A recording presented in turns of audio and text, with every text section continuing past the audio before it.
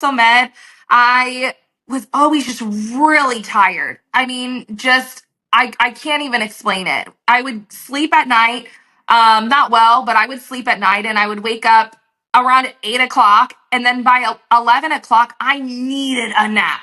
It wasn't a luxury. Like, I could not get through the day unless I took a nap. And not only that, but I would get sick really often. And when I would get sick, I was sick for months.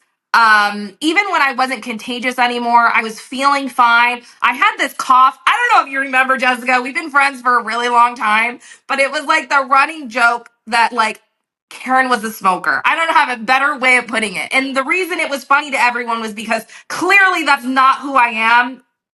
But I would have this horrible cough for months. And now I rarely get sick. When I do get sick, I'm better in 24 to 48 hours, which is unreal. So, I mean, that's life changing, honestly.